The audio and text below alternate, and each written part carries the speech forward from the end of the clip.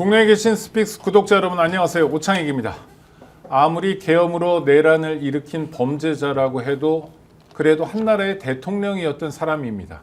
대통령이 자리에서 쫓겨나 이제는 자연인으로 엄중한 형사처벌을 받을 처지라고는 해도 윤석열은 직전 대통령입니다. 전직 대통령이 구치소에 갇히자마자 아프다고 꾀병을 부리고 특검 조사를 요리조리 피하고 있습니다. 심지어 구치소에서 무슨 인권 침해라도 당하는 것처럼 변호인을 통해 여러 가지 이상한 말을 해대고 있습니다. 지켜보는 것만으로도 창피하고 괴롭습니다.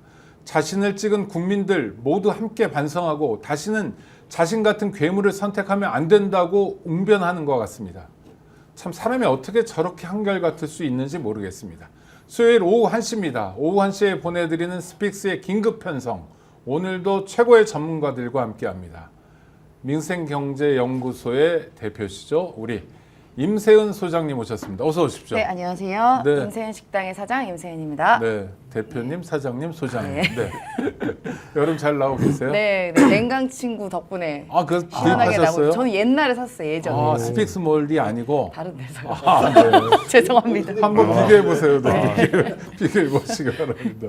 네, 문제를 날카롭게 지적해 주신 최고의 평론가 김종욱 박사님 오셨습니다. 네, 안녕하세요. 네. 김종욱입니다. 여름 어떻게 보내십니까? 덥게 보내고 있습니다. 그렇죠. 그래도 어제 오늘은 조금 낫긴 해요. 비도 오고. 비를 엄청 싫어해서 네. 습도가 올라가면 기분이 상당히 안 좋아져서 네, 네. 이래저래 전 여름은 저랑은 좀 잘 안 맞는 계절 중에 이럴 때 하나입니다. 윤석열을 생각하면서 위안을 얻는다는 사람도 있는데 아.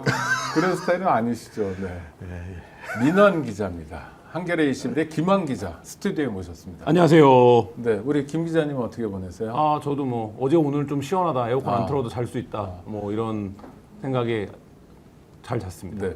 한겨레 21은 주간지여서 네. 주간지 기자는 생활이 주간 단위겠습니까? 주간 단위로 생각하죠. 예. 네, 네. 그러면은 뭐 어떻게 돼요? 어느 날 바쁘고 어느 날 뭐. 뭐 아이템에 따라서 다른데 아.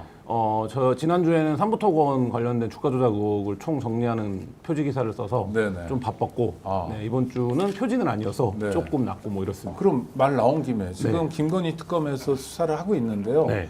한번 짧게 정리해 주세요. 이거 김건희가 일으킨 거 맞나요? 그러니까 취재해 삼부토건의 보시니까. 진짜 주인을 지금 찾아야 되는 네. 상황인데요. 삼부토건이 2017년도에 법정 관리를 졸업한 이후에 사실상 이제 꾼들의 회사가 됐습니다. 네. 그래서 거기에 들어왔던 자본들이 다 이제 말하자면 부정적 사기 거래에 가담했거나 아니면 뭐 그 M&A를 통해서 주가 조작을 하는 세력들이 계속 이제 이름만 바꾸면서 근데 주주가 바뀌어도 이 자본의 성격이 안 바뀌어요. 그 무슨 얘기냐면 대주주가 바뀌었는데 전 대주주가 회장을 임명하기도 하고 뭐 이런 관계들 속에서 오고 가거든요. 그러니까 거기에 지금 등장인물로 나오는 뭐 회장, 현 회장, 전 회장, 네. 대표이사, 사장 네. 이런 사람들은 다 바지일 가능성이 높다. 네, 아. 높다고 보여지고 지금 네. 그 특검이 주목하고 있는 건 뭐냐면 2019년도에 지금 이제 구속 영장이 청구된 조성옥 회장 시절에 251억짜리 BW, 그러니까 신주 이름이 어려워. 인수권 부사채. 부사채. 네. 신주 인수권 부사채를 발행을 하는데 이 251억을 발행했을 때 이 251억을 누가 구매했는가? 그러니까 이게 뭐냐면 신주가 발행될 때 낮은 금액으로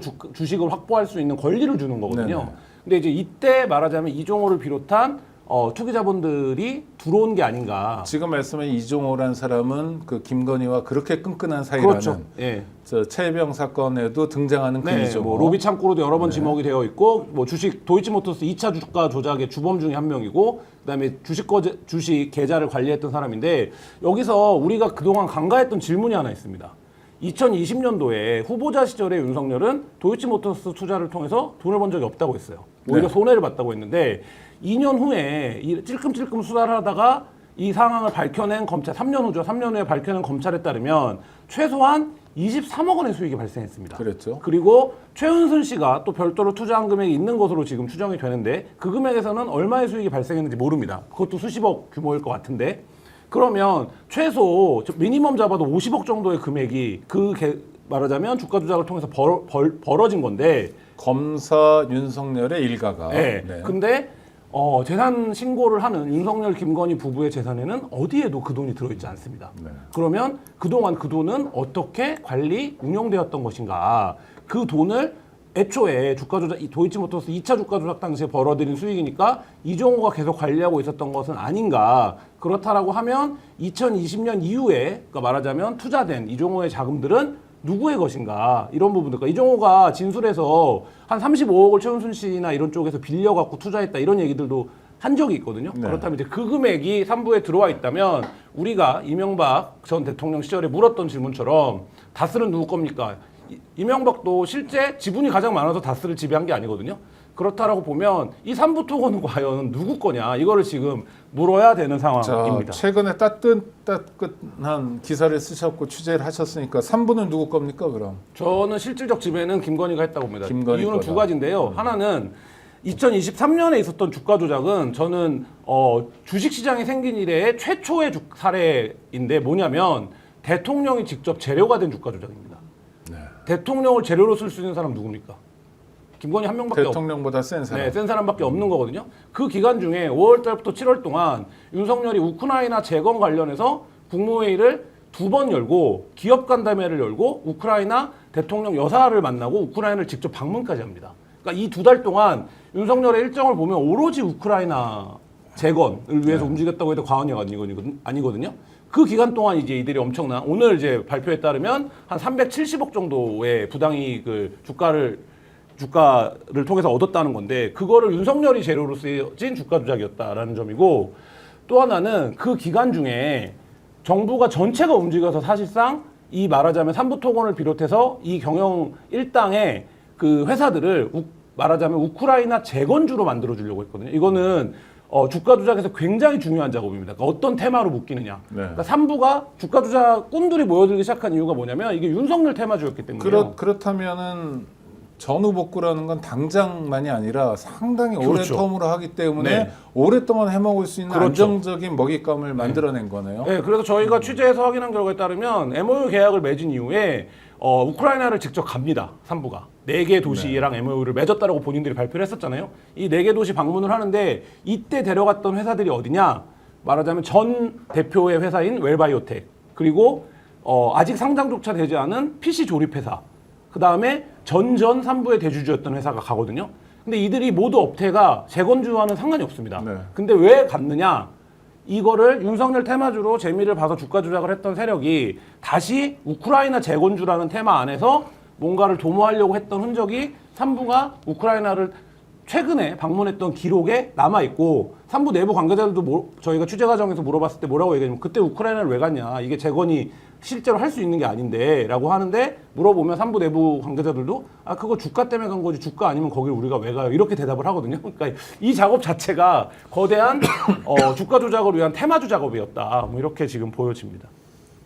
구독자 여러분 들으신 바와 같습니다. 다스는 누구 거냐고 우리 국민들이 질문한 것처럼 이제는 3부는 누구 거냐고 물어야 될 상황이고요. 굉장히 접근이 되고 있는 것 같은데 김건희 특검에서 어서 김건희를 잡아다가 사실을 명명백백하게 밝혔으면 좋겠습니다. 우리 사장님, 소장님, 네, 대표님 네. 정말 상상하기 어려운 날입니까? 국가를 동원해서 주가 조작을 했다. 아까 우리 기자님께서 말씀하셨지만 2023년에 있었던 그 삼부토건 관련한 주가 조작 행위는 지금까지 있지 못했던 주가 조작 행위다라고 말씀하신 게 딱 맞습니다. 뭐 제가 몇 번 말씀드리면 저희가 증권사 15년 정도 있는 동안에 각각의 여러 가지 경우의 주가 조작 형태를 많이 봤었어요. 뭐 그 회사에서 일어난 일뿐만 아니라 우리 그 업계에서 나와 있는 주가 조작에 대한 뉴스나 이런 것들을 많이 봐왔는데 지금 예를 들면은 그러니까 저희가 생각할 때는 그 도이치모터스에서 엄마와 그러니까 통정매매했던 거래가 이른바 이제 소위 말하면 딱 걸린 거죠. 걸리고 나서 계좌도 걸렸고 얼마의 수익이 났고 어떤 식으로 매매를 해서 주가 조작이 됐는지가 이미 그 언론과 또 검찰 조사에서도 어느 정도 드러났었잖아요. 그러니까 이제 복귀를 한 겁니다. 제 생각에는 그러니까 이 김건희 씨가 복귀를 한 거예요. 이렇게 티가 나게 주가 조작하면 안 되겠구나. 계좌가 들통이 나게 혹은 내 실명 계좌가 있게 혹은 통정매매라는 그냥 기본의 클래식적인 방식으로 하면 걸리겠구나. 그럼 어떻게 하면 안 걸릴 수가 있지? 첫 번째는 차명 계좌를 이용하는 방법이 있을 것이고요. 저는 이 부분도 검찰이 분명 들여다볼 것이라고 봅니다. 범죄꾼들은 정말 네. 범죄가 진화하는군요. 그렇죠. 그리고 차명 계좌를 이용하더라도 이게 이상거래가 포착이 되면 안 되거든요. 그러면 이른바 이상거래라면 갑자기 거래량이 몰린다던가 뜬금없이 호재가 없는데도 거래량이 폭증한다던가 그래서 갑자기 매수세가 많아져서 가격이 폭등당에 다운된다는 형태들 이런 이상거래가 걸리면 금감원에 바로 포착이 됩니다. 이런 게 안 걸리게 할 게 뭐가 있을까? 그냥 껍데기 같은 주식 자체가 호재가 되게 만든 거예요. 근데 그것도 국가 산업으로.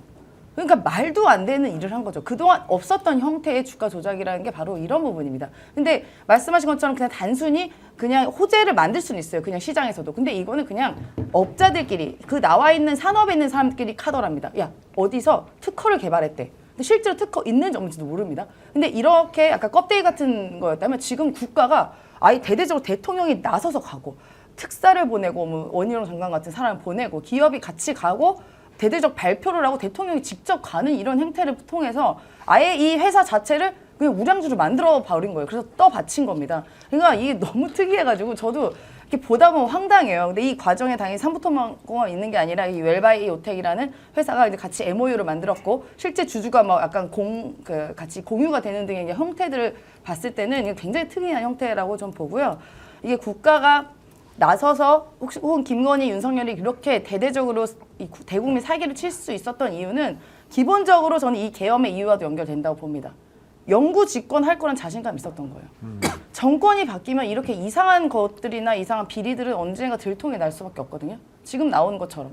그러면 이게 안 걸리려면 이렇게 어떻게 국가가 이용해서 주가를 부양하고 사적 욕망을 충족시킬 수 있는 행위를 했던 뒷받침은 저는 이 영구 집권 말고는 상상이 안 되는 겁니다. 그래서 불법 계엄도 한 게 아닌가라는 것까지 연결할 수 있는 것이죠. 그러면 자, 국회의원을 했고요. 그 이전엔 검사였습니다. 또 도지사도 했고 원희룡 게다가 말씀하시는 거죠? 네, 국토부 장관까지 했던 원희룡은 이런 낌새도 못 차리고 그냥 바둑판에 돌처럼 움직였을까요? 아니, 이분이 대학교 수석으로 들어가신 분 아니에요? 그렇죠. 머리가 똑똑한 분인데 시킨다고 그냥 합니까? 아, 이거 시키면 장관은 그냥 시키면 하는 거구나. 근데 만약에 그걸 대통령 부인이 시켰다고 한다면 똑똑한 사람이면 대통령 부인한테 이걸 왜 시키지? 근데 저는 이 사건의 핵심은 이종호라 생각이 들어요. 왜냐하면 이종호는 다 걸려 있어요. 말씀하신 것처럼 3부 체크에 3부가 걸려 있는 거잖아요. 네. 그럼 3부 내용을 아니까 체크하라고 그랬겠지. 골프장이 아니라는 건 확인이 된 거니까. 그러면 3부와 관련돼서 도이치모터스와 유사한 방식의 주가 조작이 벌어졌는데 그 주가 조작에 동원된 사람이 대통령 부인, 국토부 장관이 개입된 거죠. 그러면 이게 하나 과정인 거고 또 하나 기억나는 게 뭐냐면 임성근한테 그랬잖아요. 그냥 있어. 그만두지 뭐 그냥 있어. 별 달아야지. 그 얘기를 한 다음에 경로했잖아요. 윤석열이. 그러면 최혜병 특검 문제와 관련해서도 이종호라고 하는 인물 자체가 개입됐다라고 볼 수밖에 없는 거겠죠. 그것이 뭐 임성근 부인이 김건희랑 통화했건 말건 상관없이 이 내용을 알고 있다는 거 아니겠습니까? 그다음에 마지막으로 또 하나가 뭐냐면 마약 사건이에요. 걔 내가 승인시켜 줄 거야. 라고 얘기했잖아요. 네. 그러면 이종호는 도이치모터스 3부 그다음에 마약 그다음에 여기에 나와 있는 순직 해병 사건까지 다 연루되어 있는 가장 중요한 사람이에요. 전 그럼 이 정도 상황이라면 김건희의 대리인들이 있었겠다. 지금 뭐 김혜성 얘기도 나옵니다만 이종호도 그런 사람이었을 거다. 그럼 왜 이런 일이 벌어졌을까? 제가 볼 땐 김건희 욕심도 있겠습니다만 본인이 저지른 죄를 서로 알고 있기 때문에 이런 일들이 서로 계속 맞물려 가고 있던 측면들이 꽤 있었던 거죠. 전 그러면 이 사건은 뭐 많은 국민들이 듣고 이거 뭐 이런 일이 있어라고 하실지 모르겠습니다만 그 실체를 캐기 위해서는 지금 벌어지고 있는 뭐 당연히 김건희는 수사하겠습니다만 이종호, 김혜성이라고 얘기하는 중간에 거간을 했던 사람들에 대한 수사를 통해서 고구마 줄기처럼 다 걷어내면 저는 실체가 등장할 거라 생각이 들어서 뭐 좀 시간 문제다라는 생각이 들긴 해요. 하지만 우리가 이런 얘기 한다는 게 참 답답하지. 네, 그리고 사람들이 겁이 없다 이런 생각이 드네요, 정말. 그러니까 주가 조작 패턴으로 보면 지금 네. 대한민국에서 제일 유명한 주가 조작 사건 3개를 꼽으라고 하면 라임 옵티머스 사건이랑 도이치모터스 주가 조작 그리고 이 삼부토건 주가 조작이 될 텐데 공교롭게도 이 세력들이 다 연결되어 있고 이 세력을 연결하는 거의 핵심적 인물도 이종호입니다. 그러니까 이 인적 구성의 역할을 놓고 보면 라임 옵티머스 때 주가 조작 어떻게 한 겁니까? 이거 간단해요. 주가 조작이라는 게 굉장히 복잡해 보이지만 두 가지 패턴입니다. 하나는 없는 호재를 만들어내는 거예요. 그러니까 라임 옵티머스 대표적이죠. 그래서 지금 삼부토건의 회장이기도 했던 조성욱 회장의 아들이 라임 옵티머스 주가 조작 사건에서 그 징역 20년에 추징금 300억을 받고 들어가 있는 이유가 거짓 호재를 발행을 해서 주가를 매매했던 거거든요. 자, 도이치모터스 뭡니까? 이거보다 더 단순한 패턴입니다. 이게 사실상의 동전주였기 때문에 엄청나게 주식을 확보한 다음에 자기들끼리 주식을 사고 팔면서 거래량을 일으켜서 마치 이 주식이 활발하게 거래되는 것 같은 양상을 보여서 개미들 유입시키는 거거든요. 이 두 가지 패턴입니다. 근데 지금 3부를 놓고 보면 3부는 이 두 가지 패턴이 다 작동합니다. 그러니까 호재는 여태까지 얘기했으니까 대표적으로 하고, 근데 얘네가 어떻게 되는 겁니까? 도이치에서 실명으로 거래를 해보니까 이 선행 매매를 했던 것들이 걸리는 거 아닙니까? 그러니까 어떻게 하냐? 이 주가가 대폭 폭등하기 바로 전에 1,100만 주를 다른 대주주에게 넘겨버립니다. 그럼 이 외부에서 보기에는, 금감원이나 이런 데서 보기에는 이게 주주가 바뀌었네? 넘어갔네 주식이라고 생각을 하는데, 이 1,100만 주를 가진 사람이 5월 달부터 7월 사이에 760만 주를 장내 매수해버린 거거든요. 이거는 이 760만 주를 받아든 개미들이 엄청나게 지금 손해를 본 거예요. 이게 지금 거래 정지가 됐기 때문에. 그런데 여기서 앞선 가장 유명한 주가 조작 두 가지 수법에서 나왔던 사례가 혼합되어서 삼부토건 주가 조작에서 나타나거든요. 근데 보니까 핵심적으로 이걸 저지른 세력이 지금 다 같은 세력이고, 공교롭게도 거기는 말씀하신 것처럼 이종호라고 하는 인물이 빠지면 이게 나사가 풀린 것처럼 설명이 안 돼요. 그러니까 이종호가 이 라임 옵티머스 사건의 주범이었던 자와 교도소에서 같이 있었고, 이자에 대한 말하자면 구명도 했던 거 아닙니까? 거기를 그냥 서울구치소에 놔둬라 이런. 그리고 나서 도이치모터스 주가 조작에 했을 때 자금이 추적이 안 됐던 거. 그리고 이 자금을 가지고 이종호가 어쨌든 삼부토건에서 호재를 알고 선행 매매를 가능하게 했던 것. 그러니까 이게 말하자면 2015, 16년부터 이어져 왔던, 그러니까 여의도에서 주요하게 주가 조작을 해왔던 세력들을 말하자면 이종호가 규합해서 삼부토건에서 지금 이제 승부를 본 거다, 이런 구도로 흘러간 거죠. 그러니까 범죄꾼들을 모아가지고 네. 엄청 챙겨 먹었는데, 강도는 한 사람을 상대하지만 주가 조작은 정말 선의에 굉장히 숱한 사람들, 셀 수 없이 많은 사람들을 피해자로 하기 때문에 정말 엄단해야 되는데, 진짜 악독한 네, 범죄고요. 악독한 범죄. 화이트 네. 칼라가 저지를 수 있는 가장 나쁘고 저질스럽고 아주 사악한 범죄가 바로 주가 조작입니다. 네, 그거를 대통령 부인이라는 사람이 했다는 거죠. 그때부터 핵심은 임성수 소장님이 말씀하셨던, 그러니까 저는 장기 집권을 할 수 있는 방법이 있다라고 생각하지 않으면 이 짓거리 못한다. 생각을 해보십시오. 이런 일이 5년 단임되지 않습니까? 5년이 지나고 나면 아무리 정권이 유지된다고 하더라도 내부에 있는 사람들이 다 이게 토설할 수밖에 없는 내용들이거든요. 그리고 당연히 정권이 바뀌게 되면 이 부분은 아예 파헤칠 수밖에 없는 건데도 불구하고 저렇게 대놓고 한 거잖아요. 제가 볼때 저건 거의 대놓고 한 거거든요. 왜냐하면 1,000원짜리 주가가 딱 2달 만에 5,000원이 올라갔어요. 네. 누가 봐도 이건 말이 안 되는 사태잖아요. 근데 이런 일을 할 수 있다라고 하는 건 걱정하지 마. 그냥 해봐. 해놓고 나면 나중에 우리가 다 정리할게. 정리할 수 있는 방법은 제가 볼 때는 내란밖에 없는 거예요. 진짜 생각을 해보니까. 그러면 야, 이 내란이라고 하는 것이 갑작스러운 상황이 아니구나. 예비된 거구나라는 생각이 들기 때문에 저는 모든 사건들의 핵심은 김건희의 이익을 위해서 국가기관이 수단화 사유화된 건데, 이 사유화를 할 수 있었던 가장 근본적인 이유는 걱정하지 마, 5년만 하지는 않을 거야 라고 하는 것이 바탕이 깔려있지 않으면 이 전체적인 얼개를 설명하기가 되게 어렵다라는 측면인 거죠. 이게 윤석열이 했던 발언이 그 당시에는 이제 단지 문재인 정권을 비판하는 것으로 생각을 됐지만, 지금 생각하면 또 끔찍한 게 이렇게 얘기한 적이 있습니다. 5년 정권 그거 뭐라고? 겁이 없어요? 이렇게 말을 한 적이 있어요. 네네. 그러니까 겁 없는 짓을 했다는 건 5년 정권이 아니기 때문에 했다는 얘기로 또 다시 해석이 되거든요. 그러니까 미친 자라고밖에 전 생각이 안 됩니다. 지금 다시 돌아보면. 네, 미친 사람들, 미친 자들. 네, 자들. 이 미친 자들이 감옥에서도 또 미친 짓을 하는 것 같습니다. 오늘 아침에 갑자기 보니까 담병호 전 의원, 네. 민주노총 위원장 하셨죠. 이분이 막 검색이 나와가지고 왜 그런가 했더니 단씨가 있어요, 담병호가 있었어요 했는데, 단씨성을 가진 사람, 모스탄? 네. 이 사람은 뭐예요? 한국 이름으로는 단명현인가 그렇고. 네, 단현명. 단현명. 단현명이에요. 저 이름하고 정반대. 네. 현명하지가 못해. 네. 아, 담명한. 이 사람이 원하는 건 뭐예요? 관종이에요? 뭐예요? 이 사람은 그 부정선거라고 하는, 그러니까 대의민주주의제도에서 이제 말하자면 제가 쓴 글들을 몇 개 읽어봤는데, 시민이 투표하는 행위 자체에 대한 신뢰가 없는 것 같더라고요.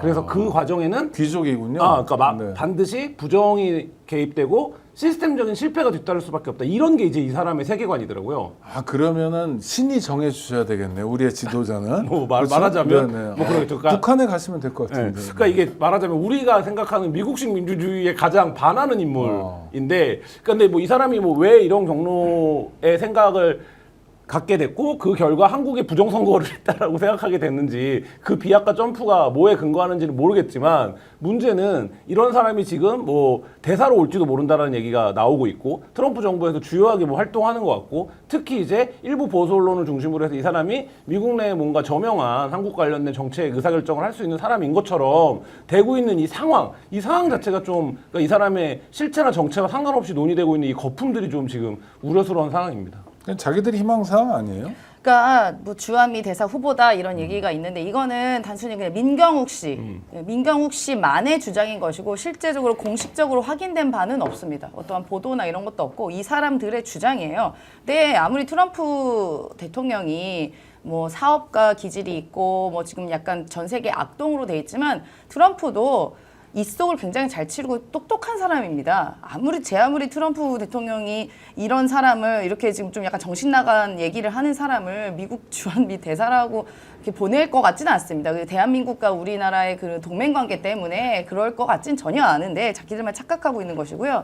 이 사람이 얼마나 말도 안 되는 얘기를 하냐면 뭐 당연히 보도 통해서 보셨으면 아시겠지만 이재명 대통령 관련해서 허위사실 유포를 마구잡이를 하고 있지 않습니까?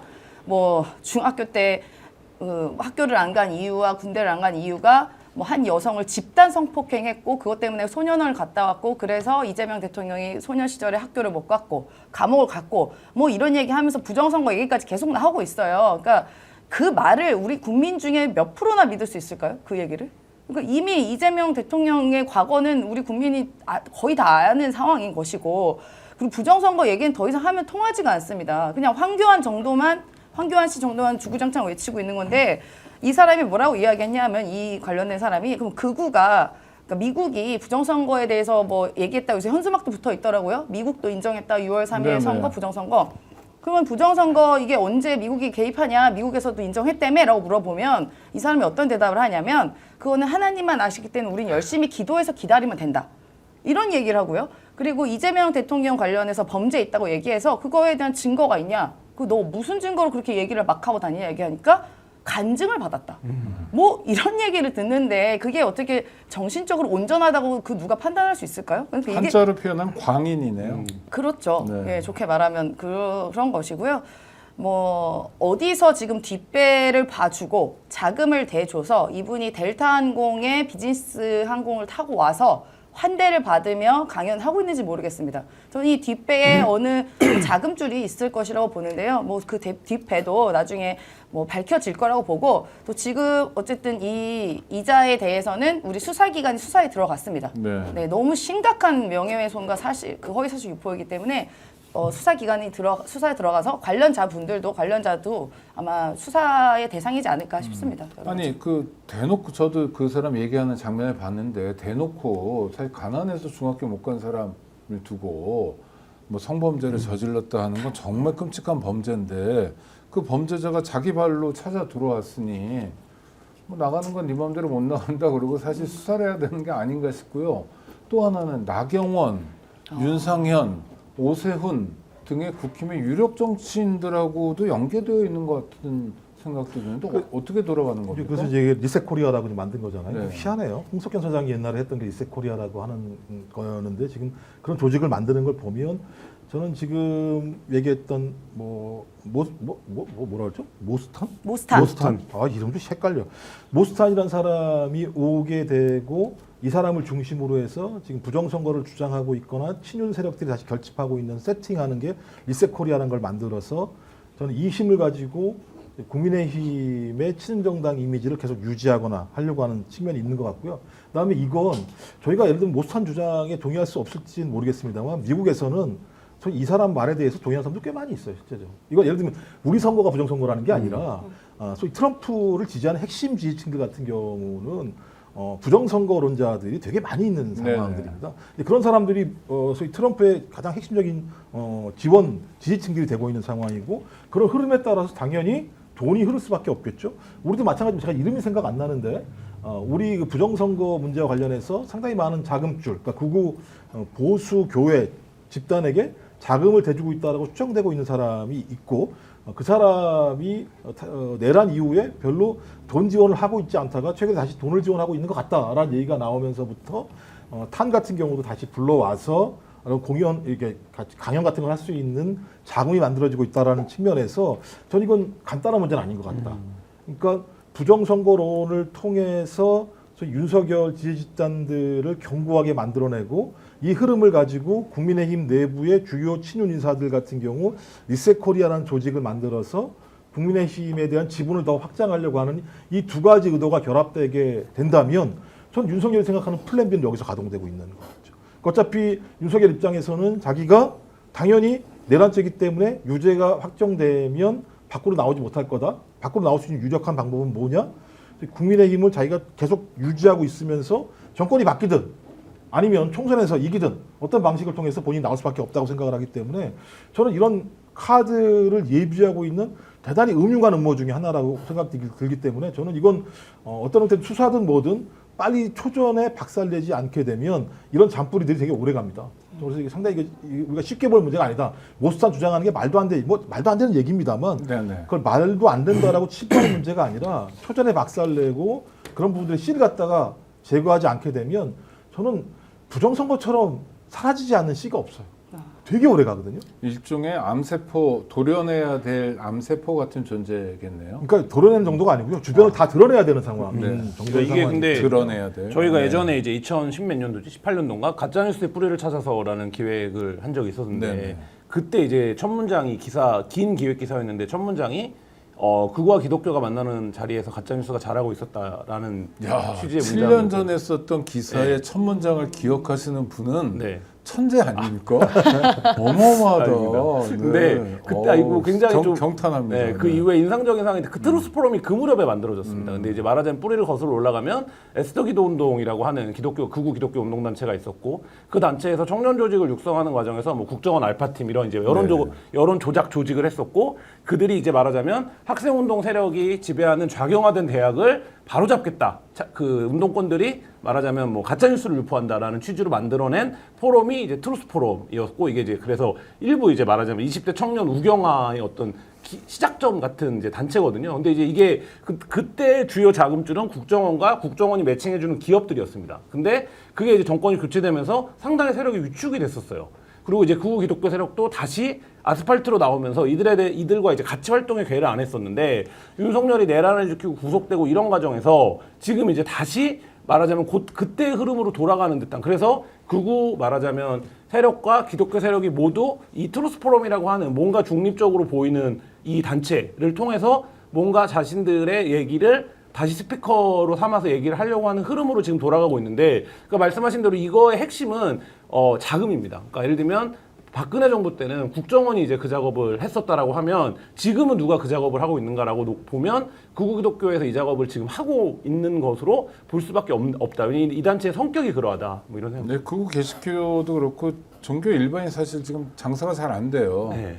고령화되고 아주 심각한 상황이어서 활로를 찾아야 되는데 활로를 참 좋은 표현은 아닙니다만 더럽게 찾고 있네요. 네. 너무나 사회적인 해악으로 그러니까요. 이제 이 활로를 찾는 것 같아서 참 뭐 답답하죠. 이렇게 젊은 아이들 키우는 부모들은 그런 거 보면은 어떻게 저런 거 보고 배우면 안 될 텐데 그리고 이렇게 열심히 교회에서 신앙생활하는 학생들한테도 이상한 영향 미칠까 어떨 때는 부모들이 교회 안 보내는 경우도 있다고 합니다. 네네. 예, 그래서 그런 부분에 좀 답답하고 오늘 무슨 원래는 접견을 하기로 했대요. 윤석열 내란 수계 피의자를. 네네, 그 예. 단 씨랑. 예, 네. 그 모스, 그러니까 성이 단 씨가 단현명 씨랑 또 접견하기로 했고, 그다음에 윤갑근 변호사, 그 단현명 씨, 그다음에 통역 이렇게 셋이 접견을 하러 했는데 이제 그 무산이 됐는데요. 이게 바로 저는 이 소위 말하는 윤 어게인이라고 외치는 윤 아지안 그룹들의 굉장히 그 편협하고 약간 저질스러운 사고가 전 여기서 비롯됐다고 보는 게요. 좀 전에도요 뉴노게인 하시는 분이 저희한테 슈퍼챗을 쏴주셨어요. 아, 엔화로. 슈퍼챗은 네, 감사합니다. 그래서 많이 쏴주시지 하는 생각이 들었는데. 네, 네. 윤 어게인 하시는 분이요? 윤 어게인일까요? 네. 근데 윤 아지안 이분들이 뭐냐면 이게 괜히 영어와 미국 이러면 굉장히 네네. 모든 게 다 통한다고 생각하는지 그래서 이 모스탄이라고 하는 이 단현명 씨도 한국어가 굉장히 유창함에도 불구하고 일부러 영어만 쓰거든요. 그리고 통역도를 데려간 거 보면 사실 한국말로 의사소통 가능합니다. 그러니까 통역도 데려간 거 보면 이게 바로 그 소위 말하는 윤 아지안의 일부 그룹들한테 보여지는 메시지예요. 야 미국 사람 나 무슨 미국 대사 될지도 모르고 영어 쓰는 사람이 윤석열 만나러 간다. 딱 그 메시지. 자기들끼리는 정도입니다. 그렇게 믿는 거 아니에요? 저 사람은 트럼프의 특사야. 네. 특사일 거야. 네. 트럼프가 구하러 왔어. 그런 류의 가짜 뉴스들이 이미 유튜브에 퍼지고 있어요. 예. 아, 그렇습니까? 네. 그러니까 뭐 주한미군 보내가지고 네. 윤석열 살려줄 거라는 얘기까지 나오고 막 아, 별의별 그런 아, 얘기까지 그래서 나왔어요. 그래서 어제 안규백 장관 후보자가 작전지휘권 횟수 얘기를 했다. 말 된다. 그래서 뭐 이 얘기 세상에 정말. 오죽하면 나중에 CIA도 나오고 뭐 다 나오는 거 아닙니까? CIA도 제대로 말 못해가지고 CAI가 온다고 이러고. 뭐. 네. 근데 이제 우려되는 건 그 지금 모스탄이라는 사람이 국제 형사 사법 대사라고 이게 명예직 대사이긴 합니다만 트럼프가 임명을 하긴 아니요 했거든요. 지난번에 지난번에. 일기 때. 아 그러니까요. 네, 네. 그때요. 그러니까 트럼프가 임명을 했다라고 하는 것이 명예대사가 하더라도 서로 관계가 있으니까 임명을 했겠지라는 얘기들이 아, 나오면서부터 아니겠지만 상식적으로 그렇지 않습니까? 현직 대통령이 이재명 대통령인데 이재명 대통령이 당선된 선거를 부정선거라고 주장하는 사람을 대사로 안 친다는 얘기는 야 나 너랑 동맹 깰 거야 라는 얘기밖에 안 되는 겁니다만 워낙 트럼프도 우리가 알고 있는 상식적인 판단들을 안 하는 문제가 벌어지기 때문에 오히려 이런 것들도 제가 카드를 쓸 수 있다는 거죠. 임명하지 않는다고 하더라도 그걸 흘릴 수도 있는 거지. 슬슬 예를 들면 저 믿을 수가 없는 거잖아요. 네, 뭐 그러니까 그렇게까지는 안 갈 것 같은데. 그러니까 임명한다는 얘기가 아니라 임 사장님 말씀처럼 트럼프가 그래도 IQ도 좀 있고요. 뭐 왔다 갔다 하긴 합니다만 그 정도는 아닐 것 같고요. 뭐 그렇게 되면 뭐 우리도 미국과의 관계에 대해서 다시 생각해 보면 되는 것 같고요. 윤석열로 한번 가보겠습니다. 지난주에는 김계리를 통해서 뭐 인권 침해 당했다고 그래서 양심수 신용을 좀 하던데 특검은 그래도 단호한 입장이에요. 끌어내겠다는 겁니다. 네, 오늘 법무부가 검사 수사관 파견 요청을 했고요. 그 영장에는 당연히 신병에 대한 인치가 포함되어 있는 네. 내용이기 때문에 그걸 거부할 수 있는 권리는 없습니다. 거부할 수 있는 권리는 없기 때문에 뭐 모르겠습니다. 정석 특검이 어쨌든 전직 대통령이고 뭐 구치소 여러 가지 입장들을 감안해서 한 번, 뭐 많으면 2번까지 참아줬는지 모르겠지만 신병을 당연히 데려와야죠. 네, 어떤 분들은 구속 적부심하면 뭐 다 멈추는 거라고 적부심은 적부심이고요. 또 특검이 구속영장 받아놓고 하는 건 진행되는 거니까 끌어내면 될 것 같습니다. 그게 하나의 뭐랄까 모델을 만드는 과정인 것 같기도 한데 윤석열 마음은 모르시겠지만 네. 한번 들어가 보신다면 왜 이렇게 버틴길까요? 저는 두 가지 같아요. 두 가지. 첫 번째는 에라이 될 대로 되라 이런 마음이랄까. 그러니까 어차피 윤석열에게 내려진 범죄, 이 내란 수괴에 대한 범죄는 뭐 유죄가 나오면 사형 아니면 무기징역이니까 뭐 여기서 내가 특검 나가서 나를 해명한들 뭐 얼마나 설명을 한들 그게 감형되지는 않잖아요. 이 내란 수괴라는 게 명백해지면요. 그렇죠. 네. 그러면 나가서 괜히 또 이 수갑도 차고 이렇게 해서 끌려가. 그러니까 물론 사복이 있긴 합니다만 이게 수갑이 안 보여지긴 합니다만 본인이 가장 혐오했던 그 모습으로 극우들 본인을 지지하는 윤아지안 그룹에게 보여주고 싶지 않은 거죠. 그러니까 에이 될 대로 되라 안 나가고 버팅기는 거죠. 버팅기는 거. 저는 그거라고 보고요. 두 번째는 그냥 시간 끌기 아니겠습니까? 시간 끌기, 기싸움. 시간 네. 끌기와 기싸움. 어찌 보면은 윤석열의 특징이죠. 윤석열은 본인보다 나이가 어리거나 권력이 약하거나 뭐 한 사람에 대해서 이미 깔보는 성향이 있지 않겠습니까? 본인과 죽고 못 살았던 그 샴쌍둥이였던 한동훈에게마저도 네. 본인이 그 여당의 대표로 왔는데도 이렇게 앉아가지고 막 윽박지르고 뭐 이랬던 모습을 보면은 이 사람의 인성이 어떤지 우리가 알 수 있잖아요. 그럼 조은석 특검 같은 경우는 윤석열 내란 수괴 피의자보다 후배입니다. 뭐 나이로는 후배니까. 그러면 그동안에 얼마나 무시하고 깔봤던 그 사람일 텐데 윤석열 입장에서는. 근데 이 그 조은석 특검이 오라가라 하는 게 기분 나쁜 거예요. 에라 네가 이기나 내가 이기나 보자라는 그 심정 이지 않을까 생각합니다. 그러니까 저의 생각이에요. 윤석열 실제로 제가 모릅니다, 잘은. 네, 구독자 중에 윤석열 땡땡이란 분이 한 말씀 주셨는데 모스탄이 모택동 아들이라고 그러네요. 성이 단씨입니다. 그러니까 이런 식이라는 거죠. 그 사람은 사실은 이렇게 일하는 게 중국의 스파이이기 때문에 이렇게 하는 거다. 중국이 얼마나 역량이 있고 유일 패권 국가라는 걸 보여주는 거예요. 네. 그래서 트럼프의 특사로 자기가 와가지고 윤석열을 구출할 만큼 이게 무슨 꼴인지 모르겠습니다. 확실히 어떤 상상력의 세계 영역입니다. 그러니까 우리처럼 상상력이 부족한 사람들은 못 따라가겠어요. 접근하기 어려운 아니, 주가 영역이에요. 조작도 그렇고 진짜요. 지금 이런 셈법도 그렇고요. 근데 윤석열 입장에서는 수사를 받는 순간 제가 볼 때는 완전히 무너져 버릴 수밖에 없는 거죠. 그러니까 수사를 받는다라고 얘기하는 건 내 죄에 대해서 내 스스로 내 입으로 그 검사가 물어보는 것을 답한다라는 거잖아요. 저는 그 순간 제가 볼 때는 말려 들어간다고 본인이 생각하겠죠. 당연히 가서 아무런 말도 하지 않는다. 나는 절대 내 죄를 인정하지 않는다. 전 그래야만 본인이 생존할 수 있을 거라고 지금 상상한다는 생각이 들어요. 그리고 말씀하신 것처럼 끌고 나가봤자 갔어요. 특검이 인치돼가지고 끌고 나갔다고 해봤자 저도 입을 안 열 거라고 봐요. 그렇죠. 진술 거부권 행사하면 전 그러면 되죠. 서로 전 게임하고 있다고 봐요. 그러니까 특검도 마찬가지입니다. 이렇게라도 하고 난 다음에 기소를 해야지 저희 특검으로서도 명물이 쓰는 거고 윤석열도 마찬가지지만 끝까지 버텨야 되는 거죠. 끝까지 버티고 자기의 죄를 인정하지 않게 됐을 때 이 집단들이 성립이 되는 거잖아요. 자기들이 가지고 있는 집단이. 근데 내가 만약에 거기서 대가리 숙이고 들어가서 다 수사 다 받게 되면 여긴 우르르 다 무너지겠죠. 제가 볼 때 그래서 그러니까 그것도 망상인데 상식적으로는 여기는 어차피 무너질 수밖에 없는 공간입니다만 자기들은 그래야 생존할 수 있는 거죠. 자기들은 그래야 하나라도 뭔가 행동을 할 수 있는 거죠. 김종욱 박사님 고생하신다 생각이 드는 게 망상을 하는 사람들을 논리적으로 추적하시니까 정말 얼마나 어려운 아까 평론이 얼마나 어려운 진행하시면서 임세훈 소장한테 거기를 가보라고 오히려 더 힘드셨겠죠. 윤석열이 대발하라고 얘기하는 게 저야 뭐 추론하는 거지만 그 마음에 들어가려고 그러면 어떻게 보면 그 마음에 가장 가깝게 있는 사람이 여기 중엔 제가 아닐까 싶습니다.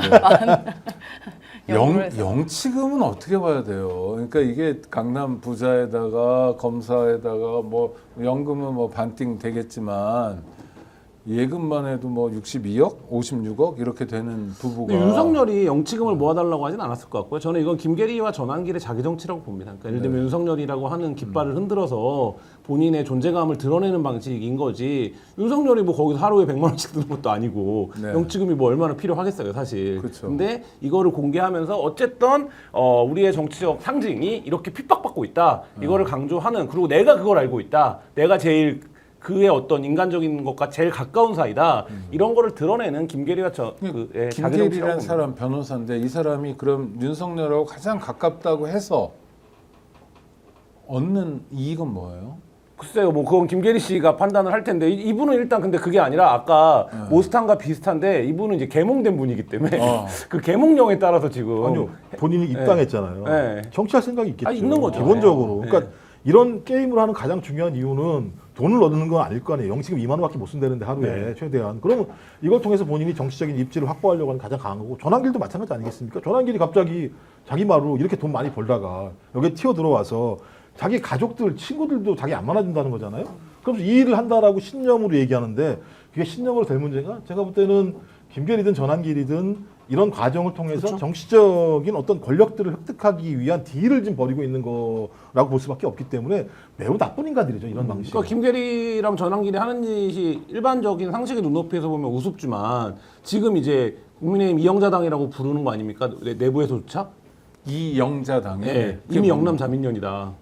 이미 영남 자민 그거 아닌 것 같은데요? 뭐 하여튼 뭐 이미 대구 경북 자민. 네, 뭐 어쨌든 부산 흔들리고 있습니다. 그 얘기, 그래 무슨 얘기냐면 김계리와 전환길이 이렇게 활동을 하는데 지금 뭐 친윤 언더 친윤이 최소한 핵심이 20명의 의원 수로 보면 60명 정도 된다는 거 아닙니까? 근데 내년 지방선거나 혹은 총선에서 여기가 깃발 꽂으면 되는 자리에 내보내주면 되는 거예요. 그러니까 말하자면 지금 여기가 호소하고 있는 건 대국민 투쟁이 아니라 내가 이렇게 윤석열을 위해서 너희들은 못 나섰지만 내가 그때 그렇게 열심히 하지 않았냐? 나를 좀 도와줘야 된다 이런 거에 대한 자기 정치를 하고 있는 거죠. 이진숙, 저진숙의 이진숙도 그런 예, 의미인가요? 마찬가지겠죠. 네, 빵 좋아하시는 네네. 분. 네, 뭐 빵진숙이요? 대구시장 설 뭐 이런 게. 그렇죠. 그 김계리 씨 같은 경우 뭐 개몽도 됐겠지만 일단 전 두 가지가 있는데 일단 윤 아지안 그룹 있잖아요. 네. 윤 아지안 그룹들의 비너스가 되고 싶은 거예요. 네, 윤 아지안의 비너스. 이해가 되시죠? 평소 생각하는 비너스 이미지하고 좀 다르긴 한데. 소위 말하는 그냥 어떤, 여성 전사 그들이 좋아하는 여전사, 것들, 여성 보수의 전사. 여전사. 네, 그런 네. 그게 되고 싶었던 것이고 또 두 번째는 저는 이렇게 고민을 해봤어요. 김건희 씨가 어떻게 보면 가장 가까운 사람 아닙니까? 가장 가까운 부인이잖아요. 그 부인이고 어떻게 보면은 윤석열이 그렇게 무리하면서까지 나라를 팔아먹으면서까지 지키고 싶었던 사람이 바로 김건희 씨인데 오히려 김건희 씨는 아무런 입장도 없고 영치금은커녕 면회도 안 가고 있다는 거 아니겠습니까? 네. 근데 김계리 씨가 나서서 이렇게 계몽 운동, 무슨 이렇게 영치금 모금 운동을 해주는 것은 이게 어떻게 보면 부인보다 이렇게 부인과는 이거 아니 그냥 여기를 빗대는 게 아니라 일반적으로 이제 부부가 살다가 뭐 부인과는 헤어져도 자녀와는 관계를 계속 가지잖아요. 그렇죠. 그런데 그러면 어떻게 보면 다시 제가 이거를 이들의 상식으로 한번 생각해 보면은 이 김계리 씨는 아버지라 부릅니다 윤석열을. 정치적 네, 딸이다. 아버지, 윤 아버지라 부르니까 부모와 자녀 같은 관계인 거예요. 그럼 오히려 부인은 뭔가에 기분 나빠서 좀 거리를 둘 수 있을지언정 자녀와의 관계는 끈끈하잖아요 여전히. 그 관계를 떨어뜨릴 수 없는 저는 이 두 가지가 작동한 게 아닌가 그러고 싶고 진심으로 김계리 씨가 윤석열 그 내란숙의 피의자를 생각한다면 지금 영치금 모을 때가 아니라 가서 식단 관리 제대로 하라고 얘기해줘야 되는 거예요. 지금 당뇨 때문에 힘들다잖아요. 당뇨 때문에 지금 식사도 제대로 못 먹고 뭐 이렇게 하다는 게 지금 그 윤석열 측 변호인의 이야기 아닙니까? 그러면 지금 영치금을 모아주면 영치금을 지금 7월에 쓸 수 있는 물품이 죄다 당류, 탄수화물류밖에 없습니다. 과자, 초콜릿. 근데 매점에서 빵. 파는 게 그런 거죠. 그거밖에 없어요. 과일도 팝니다. 사과도 팔고. 과일 지금 7월에는 안 팝니다. 아. 네, 제가 7월 7일 딱 봤어요. 네, 그래서 교정협회 메뉴판을 메뉴판을 봤는데 무슨 닭다리 이런 것도 없고요. 죄다 그 가공품, 죄다 네네. 빵류, 과자류, 초콜릿류, 사탕류 이런 거밖에 없어요. 상하니까 그런가 보다. 예, 상하니까. 그러면 이거는 먹을수록 당뇨가 아주 급격하게 이제 올라가는 거 아니겠습니까? 건강에 매우 치명적이에요. 근데 그거를 모은다? 냅두면 돼요. 덜 먹어야지. 당뇨인데 뭘 많이 먹어. 그러니까 근데 덜 먹으면 건강이 좋아지는 거지. 영치금으로 쓸 수 있는 게 아침 이거밖에 저녁으로 없다니까. 스쿼트 100개씩 하고 이런 혈당 관리에 도움이 됩니다. 그러니까. 이거밖에 없는데. 강제로 시켜야 돼요. 네. 본인의 건강을 위해서라도. 굳이 이거를 돈을 줘서 사 먹게 하냐 이라는. 우리가 이런 얘기를 하고 있으니까 이 저질들에 대해서 얘기하는 게 너무 어려운 거예요. 스스로를 막 그냥 넉넉고 낮춰야 보이는데 반인권적 방송이라는 생각이 들게 돼요. 이거 생각을 해야 하고 말을 해야 되니까 와 이런 얘기까지 해야 되나 진짜. 그렇죠. 소모적인 방송이기도 합니다. 아니 참. 근데 정말로 이게 제 아무리 정말 이렇게 법적 지식 많은 변호사분이랑 같이 방송을 해도요 이런 해석밖에 안 나옵니다 나중에는. 예전에 박근혜나 이명박이 소환을 거부하고 교도소에 그냥 구치소에 있겠다라고 했을 네. 때는 예를 들면 그런 품위는 있었어요. 그래 전직 대통령이 나와서 뭐 그 사실관계를 다 다투냐 이미 사실 탄핵이 되고 뭐 아니면 구속이 되고 이런 상태에서 이미 죄송하다고 잘못했다라고 국민들한테는 입장을 밝혔는데 라는 생각 최소한의 생각 그러니까 도의와 염치가라는 생각이 들었는데 지금 이제 윤석열은 전혀 그런 게 아니지 않습니까? 그러니까 이제는 뭐 특수근무집행방해가 뭔데 니네 나 내란이라면 무기징역 아니면 사형인데 내가 특수근무집행을 방해하던 말던 뭔 상관인데 이런 지금 태도란 말이죠. 그러니까 이게 보는 사람들 입장에서는 뭐라고 해야 될지 모르는 그러니까 그냥 부끄러워요. 네, 이런 상황입니다. 근데 좀 더 화나는 건 구속 적부심할 때 본인이 나가면 이건 더 골 때리는 상황. 나가겠죠. 그러니까 수사는 안 받고 자기가 부당하다고 하는 것만 선택적으로 나가는 걸 보면 제가 볼 때 말씀하신 것처럼 대통령의 권위 이런 건 예전에도 없는 거고 본인이 어떻게 하면 살 국리, 본인이 좋은 자리에만 나가서 얘기할 국리 이것만 하는 거기 때문에 진짜 손가락을 잘라야 되나 이런 생각이 들어요. 아니 제가 뽑진 않았습니다. 찍지도 않으셨는데 뭘 손가락 아까 자릅니까? 이러면 은유법이에요. 예. 너무 이게 격노하지 마시고요. 윤석열을 찍었던 국민들 이런 상황에서 한 번씩 봐주셔야 돼요. 정말 잘못한 거고 이런 투표 행태가 제2, 제3의 윤석열을 만들어요. 지금이라도 정말 특정 지역, 특정 연령대 분들이 많이 그러시는데 생각해 주세요. 정말 나라의 운명 같은 거 좀 생각해 주셨으면 좋겠고 김종혁이라는 사람은 한동훈하고 친한 사람인데 네. 뭐 선거 얘기를 세게 합니다. 그러니까 쌍권 당 지도부가 한덕수를 위해서 160억 당비를 지출했다. 160억 단박에 쓰기가 쉽지 않을 텐데요. 이건 어느 정도 근거가 있는 얘기인가요? 이 얘기는 여의도에서 파다하게 돌았던 네. 내용 네. 중에 하나죠. 이유는 뭐냐면 현물이 보이니까 눈에 무슨 옷을 만들었는데 이름이 없어. 왜 이름이 없지? 뭐 이런 것들. 처음에 김문수 나왔을 때 네, 그렇죠. 예, 그렇죠. 네. 그래서 이게 뭐냐 그랬더니 한덕수도 만들었다 미리 이런 얘기가 돌았었죠. 그러면 미리 만들었으면 돈을 줘야 되는 거 아니겠습니까? 그러니까 적어도 국민의힘 내부에서는 후보를 새벽에 바꿔치기 했을 때에는 당연히 한덕수로 간다라고 세팅을 해놨을 거고, 세팅을 해놓는다는 얘기는 거기에 맞게 선거운동 준비를 하든 했을 거라는 거고, 했으면 당연히 돈을 집행해야 되는 거고. 그러니까 근데 막판에 바꿔치기가 실패하니까 이름이 없는 운동복을 입고 김문수가 나왔고, 내부에서 계속 나왔던 얘기가 뭐냐면 야, 돈이 없어서 선거운동을 못하겠다는 얘기가 계속 안에서 나왔다라는 거고, 선거가 패배한 이유도 마찬가지, 패배한 이후에도 이 돈 어떻게 처리하지라고 하는 얘기가 내부에서 많이 나왔다는 거잖아요. 그렇다면 국민의힘 내부에서 적어도 처리하지 못할 부분에 대한 돈이 발생했다. 그럼 이 부분이 나중에 가게 되면 큰 문제가 나올 수밖에 없게 되겠죠. 그러면 이건 정치자금법 위반될 수 있는 되죠. 소지가 네. 명백한 거니까 그러면 이 라인들, 결제 라인들이 싸그리 다 걸리겠죠. 그럼 제가 볼 때는 이건 무슨 뭐 정당 예산 청구를 하기 이전에 이 당은 제가 볼 때는 핵심 신용 라인들 자체가 이 결제 라인이 쭉 있을 거니까 이게 사실로 확인된다면 저는 뭐 치명타 중에 진짜 치명타가 될 수밖에 없는 이런 사건이어서 적어도 160억 정도의 돈을 국고로 환수해야 되고 그 책임은 쌍권이 져야 되고 그런 거네요. 그 쌍권이 지는 것뿐만 아니라 이것이 사실로 나타나게 되면 실제로 불법 선거자금 지출했기 때문에 선거 자체가 물론 지긴 했어도 무효가 되면 그 보전받은 걸 다 뱉어내야 되거든요. 그러니까요. 그럼 400억 이상의 그 공적 자금 지원 받은 것을 뱉어내게 되면 국민의힘 당사도 팔아야 되고 여러 가지 뭐 자산은 많긴 합니다만 그건 어려운 경제적인 어려움이 있을 것이고요. 그다음에 민주당의 의원들 뭐 100명 넘는 의원들이 내란을 일으킨 자를 배출한 정당에 대해서 국고 보조 안 나가게 하자 뭐 이런 법률도 법률. 제출해 놓은 상태잖아요. 예, 박찬대 의원이 아마 입법을 그것도 했고요. 좀 통과되면 좋겠네요.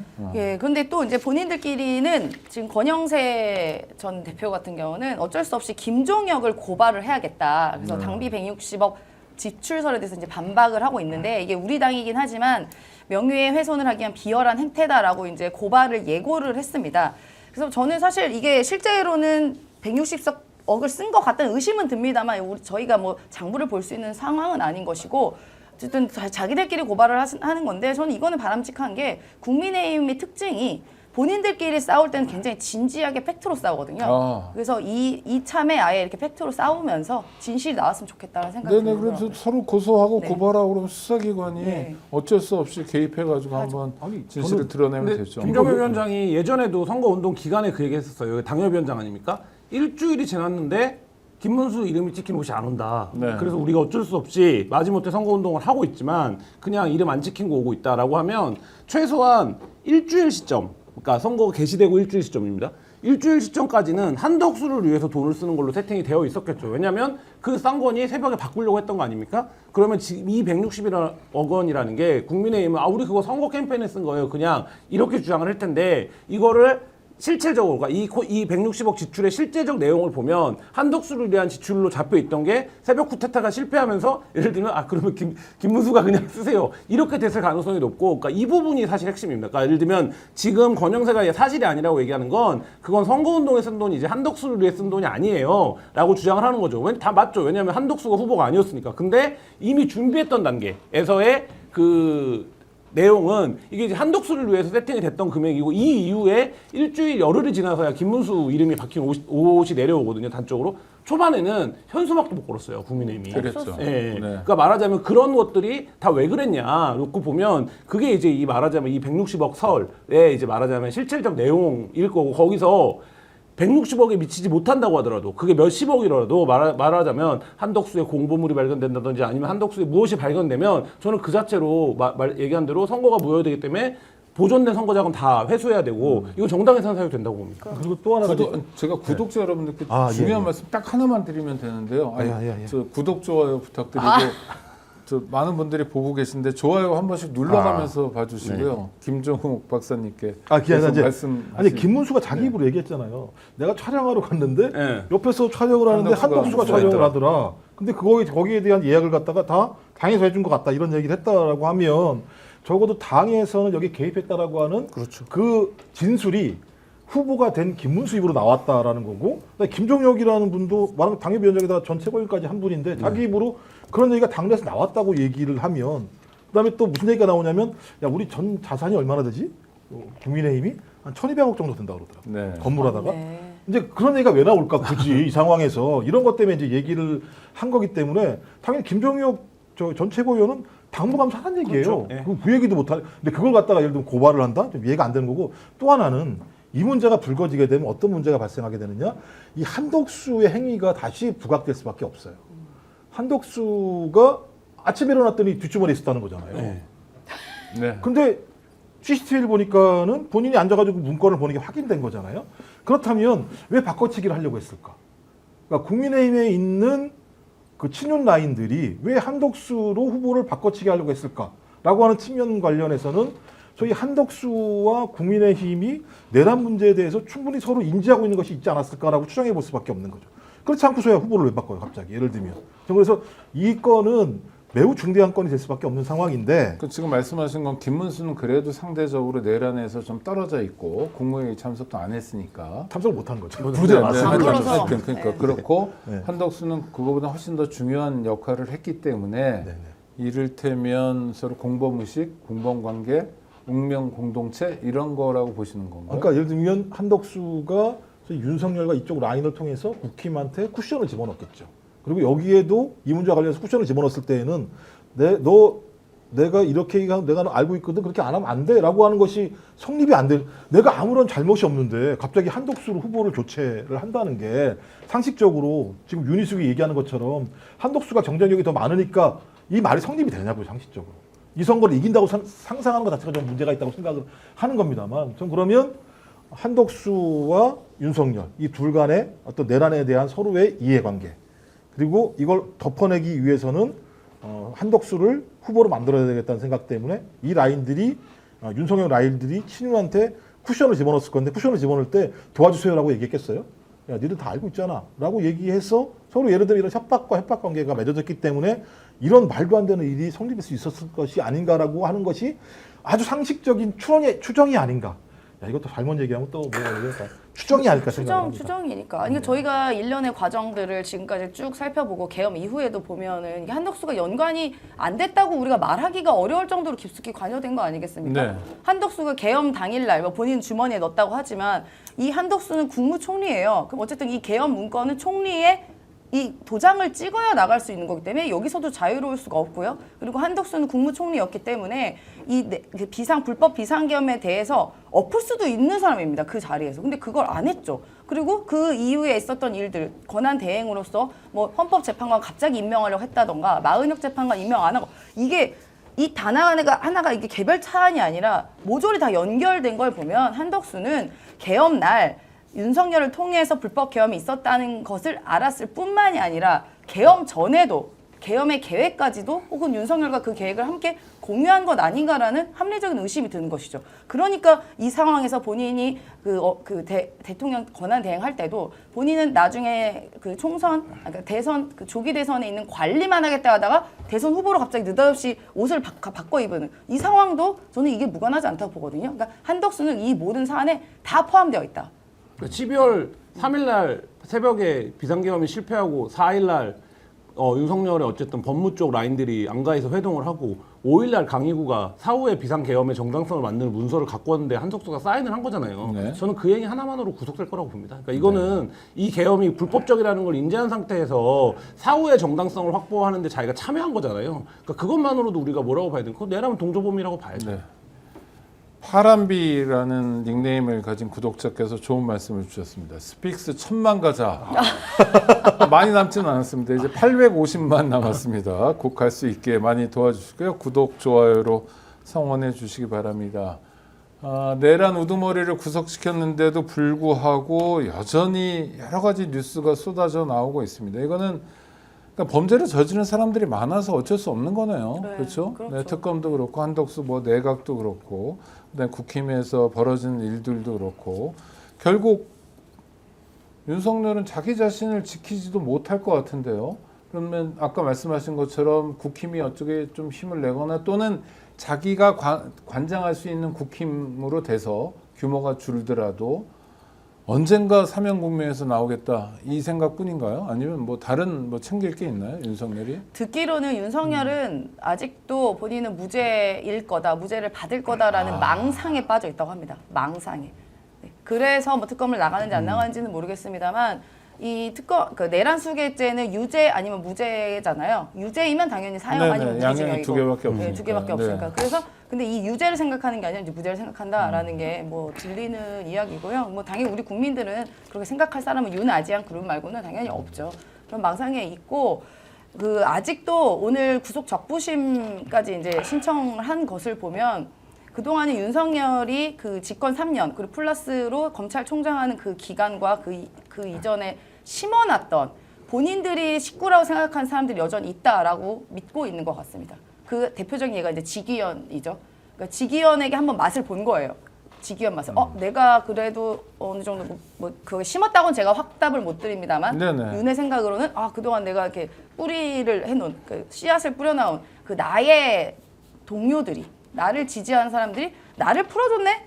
그러니까 이런 아주 그 망상적인 희망을 아직도 갖고 있는 거 아니냐. 그래서 구속 적부심도 신청을 했다라는 게 합리적인 추론이죠. 부인 생각은 아닌 것 같은데요? 부인 말고. 야, 김건희 생각은 아닌 것 김건희 같더라고요. 내 윤석열 남편은 생각. 내 남편은 유죄야. 어차피 못 나와. 그러니까 내가 살아야 돼. 내가 살아야 너도 살 수 있을 거 아니야라는 생각을 가지고 지금 자기 변호사들 잘 구하는데 지금 아주 혈안이 돼 있다고 얘기하는 상황이기 때문에 그러니까 그나마 제가 볼 때는 김건희는 좀 망상에서 약간씩은 한 발을 떼서 나오는 것 같다는 생각이. 정무 감각은 김건희 씨가 훨씬 있습니다. 그러니까요. 예, 그래서 제가 볼 때는 나중에 아마 팽당한 사람은 윤석열일 가능성이 높다. 그리고 못 나온다. 난 이것만 있는 게 아니잖아요 지금. 그리고 일반 이적 때부터 시작해서. 뭐 저는 뭐 구체적으로 어떤 연관관계인지를 떠나서 그냥 취재기자 입장에서 보면 법조에 카르텔이 있다라고 생각하는데 네. 판사, 검사든 변호사, 판사든 이 카르텔이 작동을 해주려면 대상자가 엔간해야 돼요. 그러니까 어지간은 해야 그래도 이렇게 되는데 지금 윤석열이 하고 있는 행태는 내가 이 카르텔에 속해 있던 사람이라고 하더라도 아니라고 해야 되는 행태로 본인을 몰아가고 있기 때문에 제가 보기에는 뭐 지기현과 어떤 관계인지 구체적으로 모르겠습니다만 윤석열이 어지간히 해야 그것도 뭔가 어느 정도에서 방어선을 치는 거지. 지금은 윤석열이 스스로 누구도 자기를 방어해줄 수 없는 상황으로 자기를 내몰고 있는 상황이기 때문에 이거는 윤석열과 뭐 세상과의 싸움인 거지 윤석열 주변에서 뭘 어떻게 해줄 수 있는 상황이 지금 이제는 넘어가고 있는 것 아마 같아요. 주기현도 딴 데로 가려고 준비하고 있을 네. 거예요. 자기가 판결 내기 싫을 거예요. 그럼 누가 다른 사람이 와서 하게 되면 조금 뭐 무조건 예를 들면 유죄. 근데 뭐 기일을 끌거나 하면 유죄죠. 뭐 방법은 여러 가지가 있겠죠. 뭐. 네, 무조건 그런 거겠죠. 네, 예? 그렇죠. 네, 그렇습니다. 네, 슈퍼챗 슈퍼챗이 근데 지금 이게 어디? 네. 아니 아까 제가 네네. 우리 조은석 특검이 윤석열보다 나이로는 후배라고 얘기를 했는데 그 검사로 후배라고 인식하시는 분들 계시더라고요. 기수는 예. 조석이 높고. 네, 제가 네. 나이라고 분명히 네. 말씀드렸습니다. 기수는 네. 조은석이 나이로 후배이기 때문에 윤석열은 그걸 후배로 생각하다 뭐 이렇게 얘기를 윤석열이 드린 거죠. 구술을 했으니까요. 예, 그죠, 그렇죠. 네. 기수로는 조은석 그러니까 특검이 윤석열 같은 선배고요. 사람은 이런 거죠. 어떨 땐 기수를 들이대고 어떨 땐 나이 학번을 들어대고. 들이대고 맞아요. 뭐 그것도 아니면 다른 무엇을 들이대면서 우쭐해하는 캐릭터인 것 같고요.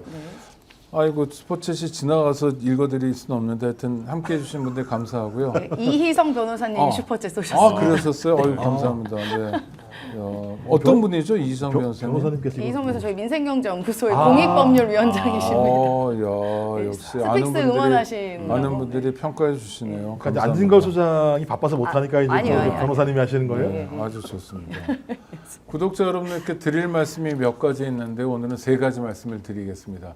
홍삼 가격에 산삼을 드실 수 있는 기회가 있습니다. 전설의 고려 삼삼의 맥을 잇는 지리산 산양 산삼 추출액 순 100% 산삼 순백을 소개합니다. 어르신들은 이렇게 무더운 여름에 산삼 한 뿌리씩 챙겨 드셨답니다. 그 산삼을 간편하게 한 병에 담은 산삼 순백이 있습니다. 7월 너무 힘든 계절을 보내고 있는데요. 우리 몸의 에너지를 미리 채워야 할 때입니다. 삼삼 순백 한 박스에는 7년근 산양산삼 30뿌리 분량의 사포닌이 꽉 들어차 있습니다.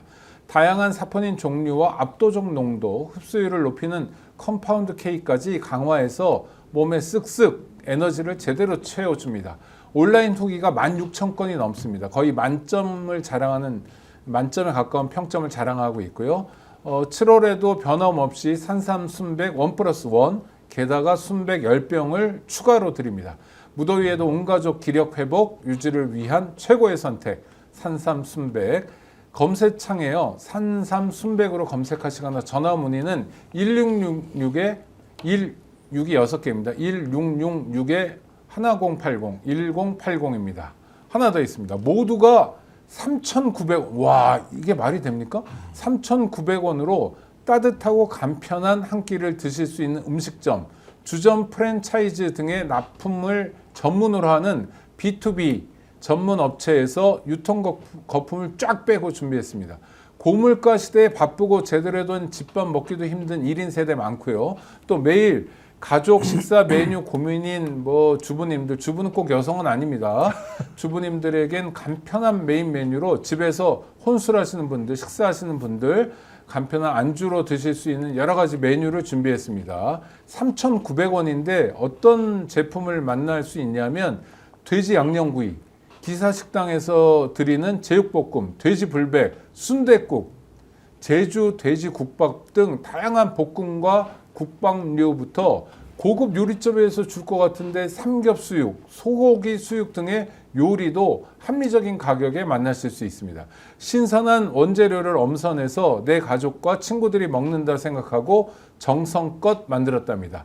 든든하면서도 간편한 메인 요리를 4,000원도 안 되는 가격 3,900원에 드립니다.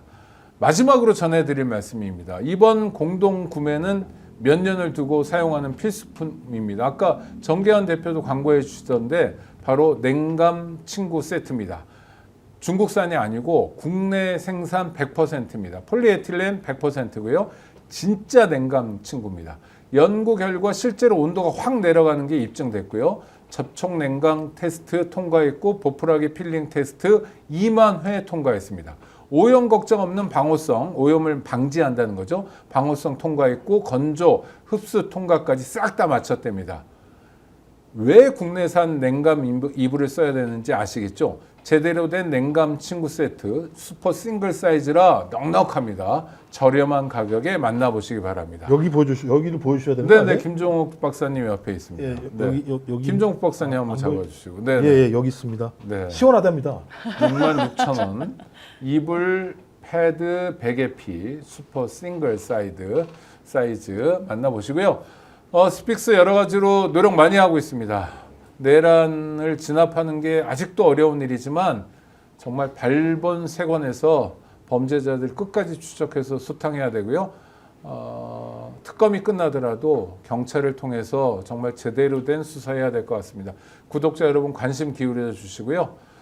늘 함께해 주시기 바랍니다. 함께해 주신 세 분도 감사드립니다. 구독자 여러분 감사합니다. 고맙습니다. 감사합니다. 여러분 진심으로 감사드립니다. 2022년 6월 첫 방송 이후 37개월 만에 150만 구독자를 달성했습니다. 애청자 한 분 한 분의 응원과 격려 지금 스픽스를 만들어 주셨습니다. 진실을 전하며 가장 빠르게 분석한다. 그리고 세상을 이롭게 해야 한다. 그런 자세로 달려왔습니다. 더 열심히 하겠습니다. 항상 여러분과 함께 가겠습니다.